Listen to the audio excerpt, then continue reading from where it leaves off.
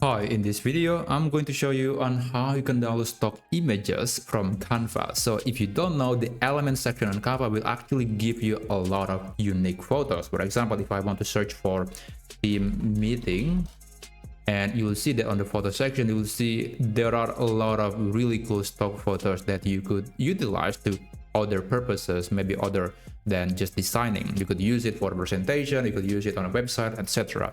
So this is something that you could utilize and you could use Canva for it. Now the question is, how do you actually download this photo? For example, let's say I'm downloading this photo. I want to put this into my document. So it's pretty easy. I think you already know how to do that.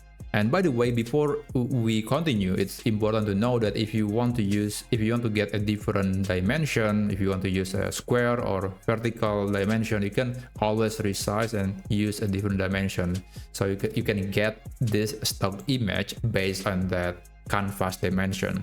Anyway, let's move on. So after you put the image into the canvas, you can click share, and then you can click download, and then you can select the file format. Usually JPEG and PNG are the best. I'm going to select PNG, and you can decide the size of the document. You can enable file limitation, compressed file, transparent background if you want to, and then you can click download.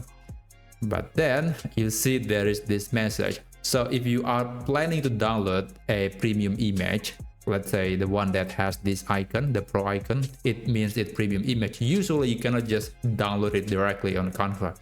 You need to add other elements. You cannot just download this single image. So how do you deal with that? Well, for me, how I did it is I just go to elements again, and I'm going to add simple square, I guess, and then I'm going to click transparency and reduce it to 0, and I'm going to put it somewhere in the bottom corner, and then I'm going to lock it so I would accidentally move it. It's still there, but we just cannot see it, and only after that we can actually click share, download, and we're going to use PNG again and download the document normally.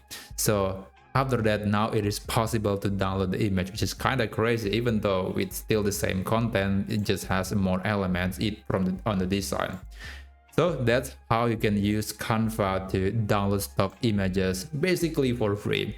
If you find this video to be useful, please consider subscribing to this channel, and I'll see you on the next video.